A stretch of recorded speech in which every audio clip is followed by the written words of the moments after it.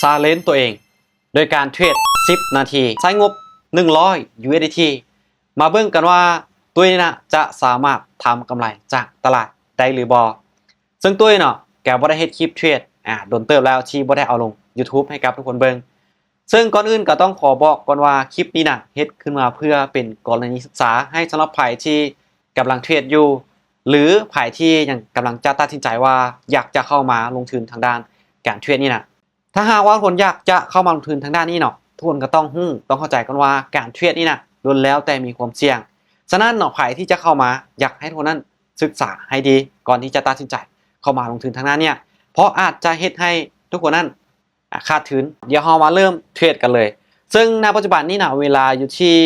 22 โมง35จะเข้า36เนาะเดี๋ยวเบิ่งกันว่าด้วยใช้งบ100 USDT นะเทรด10 นาทีเนี่ยจะสามารถทำกำไรจากการเทรดได้หรือบ่ซึ่งเนาะ10 นาทีนี่นะตุ้ยจะไปออกทุกออเดอร์ถ้าว่าออเดอร์ใดที่ตุ้ยบ่มั่นใจตุ้ยก็จะบอกออเดอร์ซึ่งในการเทรดเนาะตุ้ยจะใช้อินดิเคเตอร์ก็คือจะเป็นวอลลุ่มบวกกับ moving average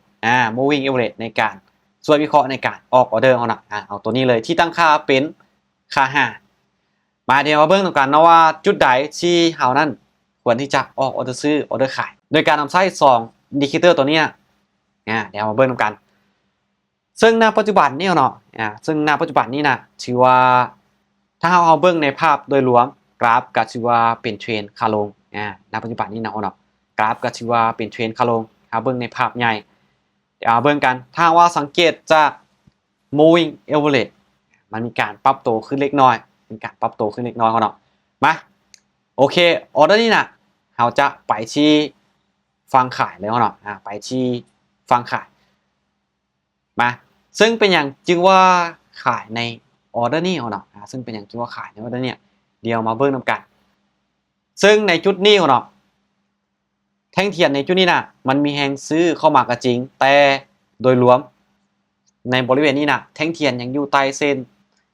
moving average อยู่เนาะและก็วอลุ่มนี่นะวอลุ่มตัวนี้นะเข้ามาค่อนข้างจะน้อยฉะนั้นเรามีโอกาสที่มันนั้น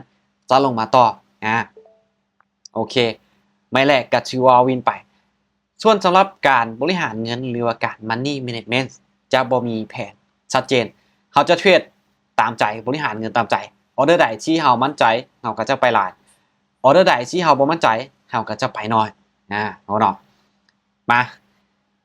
เดี๋ยวเบิ่งในออเดอร์นี้เนาะออเดอร์นี้ก็ชื่อว่าแห่งขายนี่ก็ค่อนข้างว่าจะมาหลายแต่ว่าเปลี่ยนแปลงช่วงท้ายเนาะออเดอร์นี้นะเราจะผ่านไปก่อนคือทีแรกตุ้ยคิดว่าจะขายแต่ว่าในช่วงสุดท้ายเนาะแห่งขายมันเริ่มเบิดแล้วแห่งซื้อมันพักดันขึ้นไปค่อนข้างจะในช่วงสุดท้ายจะเห็นแถวนั้นวิเคราะห์เขาจะเนี่ยมันเคลื่อนที่ในช่วงท้ายแบบนี้นะฉะนั้นออเดอร์นี้นะตุ้ยเลือกที่จะผ่านถ้าว่ามันเปลี่ยนแปลงช่วงสุดท้ายแบบนี้นะตุ้ยจะบอกออเดอร์เลยเราจะรอในช่วงที่มันนิ่ง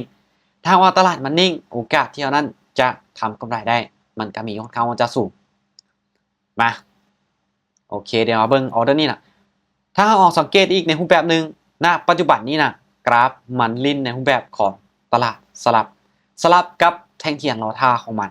ซึ่งมันสลับมา2 ไม้ 3 ไม้เนาะฉะนั้นเนาะในจุดนี้นะมีโอกาสที่มันจะลิ้นสลับได้อีกมาโอเคในเมื่อมันเป็นแบบนี้เนาะออเดอร์นี้นะไปเลยเนาะไปที่30ซึ่งว่า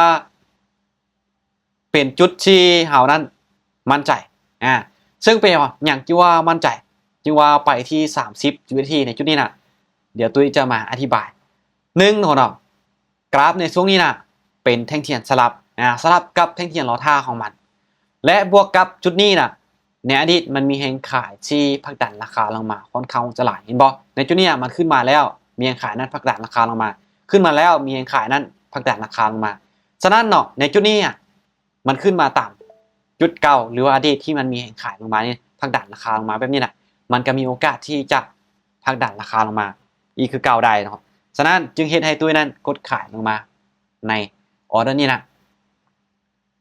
เดี๋ยวเราไปต่อเนาะเราเริ่มเทรดก็คือ22 โมง 36 นาทีปัจจุบันนี้ก็คือ22 โมง 40 นาทีเหลืออีก6 นาทีเนาะเหลืออีก6 นาทีซึ่งออเดอร์นี้นะ ตุ้ยจะบ่ได้ออก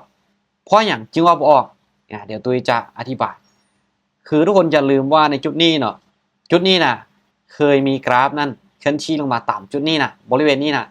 แล้วมันมีแห่งซื้อนั่นพักดันราคาไปซึ่งถ้าว่าแท่งตัวนี้เนาะมันลงมาต่ำมันมีโอกาสที่จะดีดขึ้นไปได้ฉะนั้นจุดนี้นะเป็นจุดที่กำกึ่งลังเลก็เลยว่าบ่ได้ออกไปในจุดนี้เนาะคือที่ตุ้ยนั้นได้บอกไปว่าตุ้ยนั้นจะบ่ได้ออกทุกออเดอร์จะออกเฉพาะบางจุดบางออเดอร์ที่เขานั้นมั่นใจเท่านั้นเห็นบอกออเดอร์นี้นะก็ขึ้นเป็นเขียวอีหลีมาเดี๋ยวเราไปต่อซึ่งในบริเวณนี้นะแห่งซื้อโอเคมันได้มีการทะลุลงมาแล้วเนาะได้มีการทะลุลงมาแล้วมาเดี๋ยวเราปั๊บเงินเขาเนาะปั๊บเงินเลยไปที่30ไปที่30ซึ่งในบริเวณนี้นะมันได้มีการทะลุก่อนหน้านี้ลงมาแล้วโอเคจัดไปที่ฟังขายเลยมาจัดไปที่ฟังขายไปที่30 ดอลเดี๋ยวเบิ่งกันว่ามันจะลงมาได้บ่ซึ่งมันลงมาเนาะแห่งขายที่พักดันราคามาหลายแต่ในจุดนี้เป็นฐานนะครับก็จริงแต่ถ้าว่าสังเกตจากตัวก้อนหน้านี้แห่งขายนั่นเข้ามาค่อนข้างว่าจะหลายอยู่แล้วเนาะค่อนข้างว่าจะหลายอยู่แล้วเดี๋ยวเบิ่งกันว่ามันจะสามารถที่จะพักดันราคาลงมาแล้วสามารถปิดเป็นแท่งแดงหรือทะลุตัวนี้ได้บ่ลงมาได้บ่อึ๊บ3 2โอ้อีกน้อยเดียวเท่านั้นเนาะอีกน้อยเดียวเท่านั้นยังบ่สามารถที่จะลงมาได้มาเดี๋ยวเอาไปอย่างปัจจุบันนี้เราได้กำไรอยู่ประมาณ8 ดอลพอกี้นี่เข้าไปที่30ต้นทุนที่เราออกมาก็คือ100100เนาะมาเบิ่งออเดอร์นี้กันออเดอร์นี้จังไดโอเคมาจัดไปเลยโอ้ยปั๊บเงินกายเขาเนาะกดบ่ไปซ้ำมีเขากดปั๊บเงินไป2เทื่อกดเงินไป2เทื่อก็เลยว่าให้กายงบที่เขานั้นมีเขาว่าจะซื้อขึ้นไปแต่ว่ากดไปแล้วมันบ่ไปเขาเนาะเพราะอย่างจริงว่าอยากจะซื้อเนาะสังเกตเบิ่งจากวอลุ่มของแท่งก้อนหน้านี้น่ะมันค่อนข้างจะยาว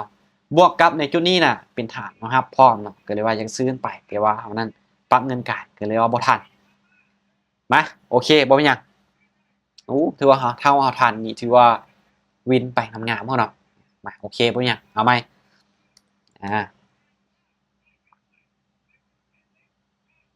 โอเคเนาะแฮงซื้อเริ่มจะเข้ามาแฮงซื้อเริ่มจะเข้ามาให้เราเห็นแล้วปัจจุบันนี้นะมาโอเคในออเดอร์นี้เนาะมาในออเดอร์เนี่ยแฮงซื้อเข้ามาแบบนี้เนาะโอเคจัดไปเลยจัดไปที่ฟังซื้อเนาะจัดไปที่ฟังซื้อมันยังมีโอกาสที่จะขึ้นไปต่อได้อยู่เนาะขึ้นไปต่อได้อยู่เพราะอย่างเพราะว่าแห่งขายที่มีคนนั้นต้องการขายหรือว่าจุดที่มานั่นพักดันราคาลงมาแม่นยังอยู่ด้านเทิงเนาะเห็นบ่ในเมื่อแท่งเทียนตัวนี้น่ะมันยังห่างจากฐานที่เป็นแนวต้านนี้น่ะมันมีโอกาสที่จะเคลื่อนที่ขึ้นไปหาฐานที่เป็นแนวต้านด้านเทิงหรือว่าจุดที่มีคนต้องการขายนี่น่ะค่อนข้างว่าจะสูงเดี๋ยวเบิ่งกัน3วิสุดท้าย2 1โอเคก็ชื่อว่าวินไปวินไปงามๆเนาะก็ชื่อว่าเฮาพลาดเพียงแต่ไม้นึงเนาะเฮาพลาดเพียงแต่ไม้นึงแม่นบ่มาโอเคเดี๋ยวเฮาไปต่อเดี๋ยวเฮาไปต่อในจุดนี้น่ะถือว่าในจุดนี้เนาะโอเคมาออเดอร์นี้น่ะกำกึ่งน้อยนึงเนาะแต่ว่าเฮายังเลือกที่จะไปฟังซื้ออยู่เพราะว่าในบริเวณนี้น่ะมันขึ้นมาค่อนข้างว่าจะหลาย5แท่งเขียวพักตัวแดง1แท่งและอีกอย่างในจุดนี้น่ะบ่ทันต่ำกับฐานที่เป็นแนวต้านมันชัดเจนเทื่อกันยังมีโอกาสที่จะให้ราคานั้นผลักดันขึ้นไปต่อได้อยู่มาเดี๋ยวมาเบิ่งกันว่ามันจะสามารถผลักดันขึ้นไปต่อได้หรือบ่ถ้าว่าขึ้นไปต่อบ่ได้ในออเดอร์นี้น่ะออเดอร์ต่อไปเอากะมาเบิ่งกันอีกเทื่อนึงเพราะเวลาของเขายังเหลืออยู่ประมาณ1นาทีอึ๊บอ่าขึ้นบ่ได้เขาได้กำไรมาที่59 USDT โอเคบ่หยังเขายังเหลืออยู่1ออเดอร์ยังเหลือประมาณอยู่1ออเดอร์เบิ่งกันว่าเขาจะได้กำไรหรือบ่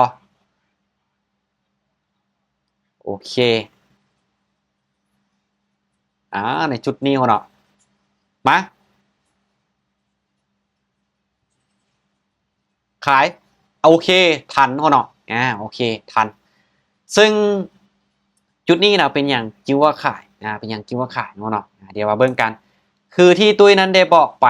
ในจุดนี้นะในบริเวณนี้นะมันมีแห่งขายที่ค่อนข้างว่าจะผลักดันราคาลงมาหลายอยู่แล้ว